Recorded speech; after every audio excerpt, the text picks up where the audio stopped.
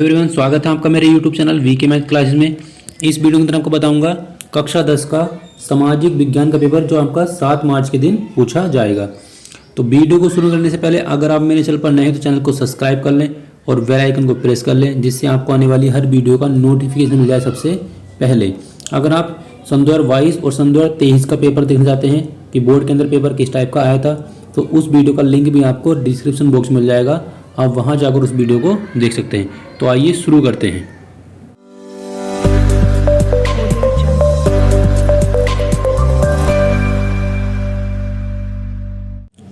यहाँ पर आप देख सकते हैं, यहाँ लिखा हुआ है सन 2023-24 सामाजिक विज्ञान का ये पेपर है और पूर्णांक इसका 70 नंबर का है और इसका जो आपका समय था वो 3 घंटे 15 मिनट का है। और इसी टाइप का जो पेपर है आपका सन 2024 यानी कि 7 मार्च को पूछा जाएगा। यहाँ पर आपके कुछ सामान्य निर्देश दे रखे हैं जो स्टूडेंट को पढ़ लेने चाहिए, क्योंकि इसके अंदर आपको आप पॉइंट नंबर 3 दे सकते हैं। इस खंड में आपको ए व 2 खंड दिए हुए हैं, जिसमें आपको खंड ए के अंदर 20 बहुविकल्प प्रश्न है।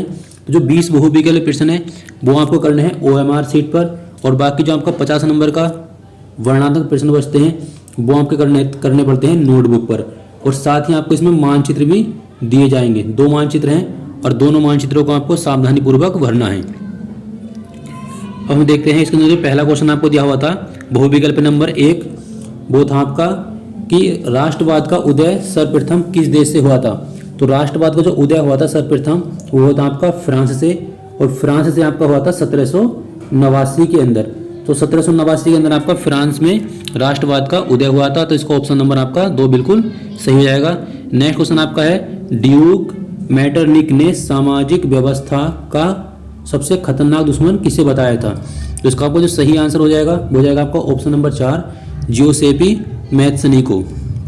नेक्स्ट क्वेश्चन आपका क्वेश्चन नंबर 7, क्वेश्चन नंबर 3 है आपका सूती कपड़ा मिल की जो रूपरेखा है वो सबसे पहले किसने रखी थी। तो इसका जो आपका आंसर हो जाएगा वो जाएगा ऑप्शन नंबर 2 रिचर्ड आर्कराइट ने सूती मिल कपड़ा की जो है रूपरेखा तैयार की थी।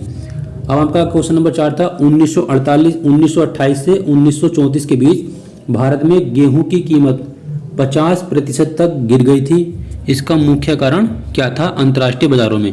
तो इसका जो मुख्य कारण था वो था आपका कीमतों में गिरावट, यानी कि ऑप्शन नंबर आपका 1 बिल्कुल सही हो जाएगा।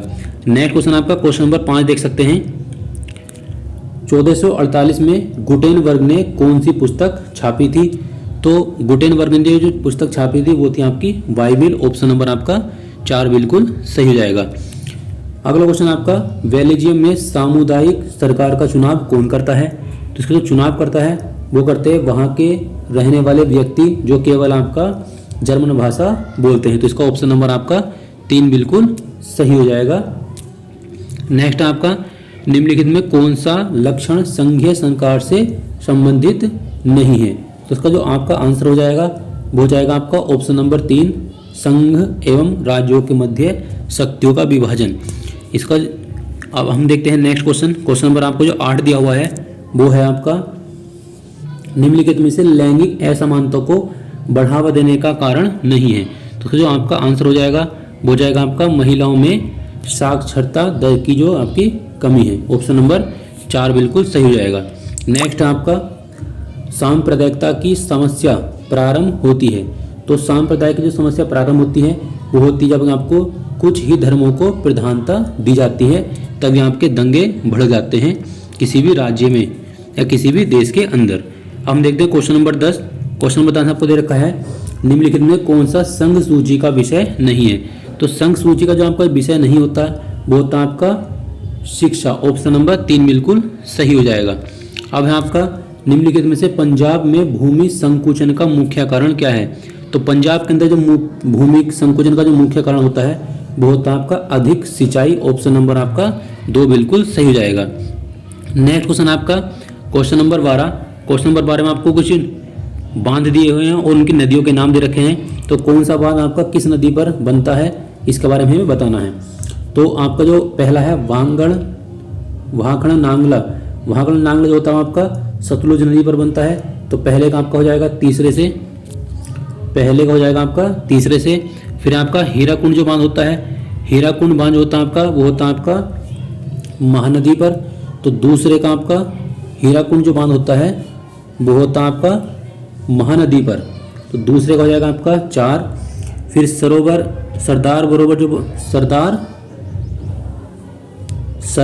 सरोवर जो बांध होता है वो बंधा होता है आपका नर्मदा नदी पर, तो हो जाएगा तीसरे का पहला हो जाएगा। और टिहरी बांध होता है वो आपका होता है भागीरथी नदी पर, तो इसका आपका जो ऑप्शन हो जाएगा वो जाएगा ऑप्शन नंबर 3 यानी कि स वाला बिल्कुल सही हो जाएगा। अब हम देखते हैं नेक्स्ट क्वेश्चन आपको दे रखा है क्वेश्चन नंबर 13 में आपको दे रखा है निम्नलिखित में से कौन प्राथमिक क्षेत्र का क्रियाकलाप नहीं है। तो मछली पकड़ना और कृषि और डेयरी ये सब क्या आपके प्राथमिक क्षेत्र का क्रियाकलाप होते हैं, तो आपका ऑप्शन नंबर स बिल्कुल सही हो जाएगा, क, ख और घ। अगला क्वेश्चन आपका सार्वजनिक एवं निजी क्षेत्र का किस आधार पर वर्गीकृत किया जाता है। तो सार्वजनिक और निजी क्षेत्र का जो वर्गीकृत किया जाता है वो आपका जाता है उद्यम का स्वामित्व के आधार पर। अगला क्वेश्चन आपका क्वेश्चन नंबर 15 आपका क्या है भूचरण से क्या तात्पर्य है। तो भूचरण से तात्पर्य होता है भूमि का अनुपजाऊ होना, तो आपका जो ऑप्शन नंबर 1 है वो बिल्कुल सही हो जाएगा। अगला आपका है मगरमच्छ, गैंडा, काला हिरन, भारतीय जंगली गधा प्राणी किस जाति में आते हैं। तो ये आपके क्या है इस समय संकटग्रस्त जाति के अंतर्गत रखे गए हैं, क्योंकि इनकी जो प्रजाति है वो दिन बर दिन क्या आपकी कम होती जा रही है, तो इसका ऑप्शन नंबर 2 बिल्कुल सही हो जाएगा। अगला आपका क्वेश्चन नंबर 17 का जो आंसर है वो हो जाएगा आपका निम्नलिखित में से कौन सा व्यापार अवरोधों का लक्षण नहीं है। तो उसका जो सही आंसर हो जाएगा वो है आपका ऑप्शन नंबर 2, अधिकतर देश व्यापार अवरोधों का अपने घरेलू उद्योग की सुरक्षा के लिए करते हैं। अगला क्वेश्चन आपका 18वां है भूमिहीन ग्रामीण मजदूरों के लिए सबसे अधिक उपयुक्त विकास का लक्ष्य कौन सा है। तो उसका जो आपका सही आंसर हो जाएगा वो जाएगा आपका उपज का ज्यादा समर्थन मूल्य देना, तो ऑप्शन नंबर आपका 1 बिल्कुल सही हो जाएगा। अगला क्वेश्चन आपका क्वेश्चन नंबर 19 में आपको दिया रखा था कि निम्नलिखित में कौन सा परंपरागत ऊर्जा का स्रोत नहीं है। तो वो हो जाएगा आपका इनमें से कोई नहीं, ऑप्शन द बिल्कुल सही हो जाएगा। अगला क्वेश्चन आपको दे रखा है क्वेश्चन नंबर 20 वैश्वीकरण का बहुराष्ट्रीय कंपनियों के निवेश पर क्या प्रभाव पड़ता है। तो इसका आपका जो सही आंसर हो जाएगा वो आपको तीनों विकल्प पढ़ सकते हैं, लेकिन जो सही आंसर हो जाएगा वो आपका उपरोक्त सभी हो जाएगा। अब हम देखते हैं वर्णनात्मक प्रश्न आपके कौन कौन से आए हुए थे, मतलब जो आपको एग्जाम में आने के लिए मोस्ट हैं। पहला आपका है प्रथम विश्व युद्ध के बाद होने वाली महामंदी के कारण, 2 कारण आपको लिखने थे और यहाँ आपका 2 नंबर का क्वेश्चन आ सकता है एग्जाम में। और इसके नीचे आपको अथवा दे रखा है, या तो आप ये वाला क्वेश्चन करते हैं, इसका अथवा दे रखा है आपका 1928-1934 के मध्य होने वाली महामंदी का भारतीय अर्थव्यवस्था पर क्या प्रभाव पड़ा, उसके हमें 2 प्रभाव लिखने थे। अब है आपका सत्ता की साझेदारी लोकतंत्र की आत्मा है, इस कथन की हमें पुष्टि करनी है, ये कथन आपका किसने कहा था। इसका तो आपको क्वेश्चन दे रखा है वाला क्वेश्चन नंबर 3 देखते हैं आर्थिक विकास के लिए ऊर्जा एवं आधारभूत आवश्यकता है, इसके 2 कारण हमें लिखने थे। नेक्स्ट क्वेश्चन आपको दे रखा है अथवा में इसके परिवहन तथा संचार के साधन की किसी भी देश की जीवन रेखा क्यों मानते हैं, इसके हमें 2 कारण लिखने हैं। अगला आपको दे रखा था बहुराष्ट्रीय कंपनियां अपने उत्पादन लागत कम बनाए रखने के लिए किस प्रकार का प्रबंध करती हैं, किन्हीं 2 कारणों का हमें उल्लेख करना था। इसके नीचे आपको दे रखे हैं ये सभी क्वेश्चन आपके 4 नंबर के हैं, और इसके नीचे हम देखेंगे वर्णनात्मक प्रश्न संख्या 2 जो आपका जो आंसर देना है उनका वो लगभग 150 शब्दों के अंदर ही देना है। पहला क्वेश्चन आपको दे रखा है महात्मा गांधी ने असहयोग आंदोलन क्यों चलाया था, और किन्हीं 2 कारणों को लिखकर इसका हमें किन्हीं 2 कारणों को लिखना है और इसे उन्होंने स्थगित क्यों कर दिया था, इसके बारे में ही बताना है। या तो आप ये वाला क्वेश्चन कर सकते हैं, या इसी के अथवा आपको क्वेश्चन दे रखा है सत्याग्रह का क्या अर्थ होता है, महात्मा गांधी द्वारा चलाए जाने वाले किन्हीं 2 सत्याग्रह आंदोलन का उल्लेख हमें करना था। अब आपका क्वेश्चन नंबर 6 लोकतंत्र में राजनीतिक दलों की आवश्यकता क्यों पड़ती है, किन्हीं 2 का हमें कार्य बताना था।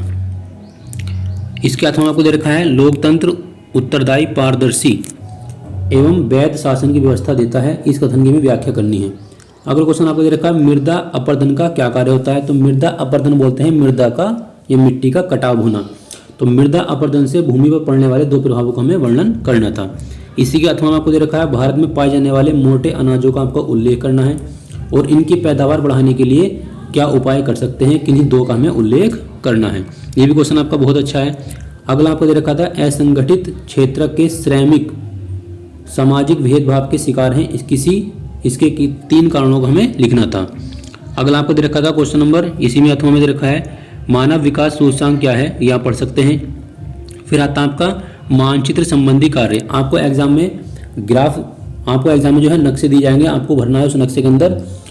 जो क्वेश्चन क्या रखा है, निम्नलिखित स्थानों को भारत के रेखा मानचित्रों पर आपको बिंदु की सहायता से दिखाना है, आपको बिंदु लगाना है और आपको नाम भी दिखाना है।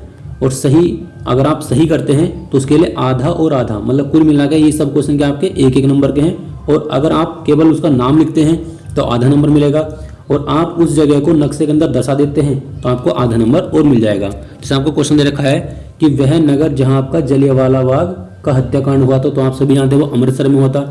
तो अमृतसर हमें दिखाना है उसके अंदर, और हमें ये बिंदु लगाना है ग्राफ मैप के अंदर, और उस जगह का हमें नाम लिखना है। अगला क्वेश्चन आपको दे रखा है कि वह स्थान जहां गांधी जी ने सर्वप्रथम नमक बनाया, तो उस स्थान का जो नाम है वो आपका साबरमती है। तो साबरमती हम देखेंगे कहाँ है, और उसको हम क्या करेंगे, इस बिंदु की सहायता से दिखा देंगे। अगला है आपका वह स्थान जहां नील की खेती करने वाले किसानों ने आंदोलन किया था, तो वो आपका क्या है, चंपारण है, चंपारण हो जाएगा इसका आंसर। फिर अगला है आपका वह स्थान जहां सूती मिल श्रमिकों ने सत्याग्रह किया था, वो आपका है अहमदाबाद, जो अहमदाबाद आपका गुजरात में है, तो इसका आंसर हो जाएगा अहमदाबाद। अगला आपका वह स्थान जहां दिसंबर 1920 में भारतीय राष्ट्रीय कांग्रेस अधिवेशन हुआ, तो वो आपका है नागपुर, जो आपका महाराष्ट्र के अंदर है। तो ये आपके जो 5 क्वेश्चन थे वो 5 नंबर के थे, और ये आपको मानचित्र के अंदर दर्शाने थे और उनका हमें नाम भी लिखना था। इसके नीचे आपको दे रखा है केवल दृष्टिबाधित, तो केवल आपके जो हैंडीकैप होते हैं, जो ब्लाइंड होते हैं, उनके लिए आपको ये क्वेश्चन दिए गए हैं, क्योंकि जब हम फॉर्म ऑनलाइन करते हैं रजिस्ट्रेशन के लिए तो हमें आपको ये भरना पड़ता है। तो जो दृष्टिबाधित हैं वो केवल वही करेंगे, बाकी और बच्चे इन कार्यों को नहीं करेंगे। उसके बाद आपको नीचे दे रखा है मानचित्र कार्य। यहाँ पर आप देखते हैं मानचित्र के अंदर कौन कौन से क्वेश्चन दे रखे हैं, किसी को आपको इस चिन्ह के द्वारा दिखाना है, आप इन क्वेश्चन को पढ़ सकते हैं, और उसी के अकॉर्डिंग आपको मानचित्र के अंदर इन क्वेश्चनों को दर्शाना है। तो इस टाइप का जो आपका पेपर है वो सन 2024 की परीक्षा में पूछा जाएगा। तो मैंने आपको इस वीडियो के अंदर आपको 20 विकल्प कराए हैं जो बहुत ज़्यादा इंपॉर्टेंट हैं आपके एग्जाम में आने के लिए। तो आई होप कि आपको ये वीडियो अच्छी लगी होगी, और वीडियो अच्छी लगी तो वीडियो को लाइक करें, शेयर करें और मेरे चैनल को सब्सक्राइब करें।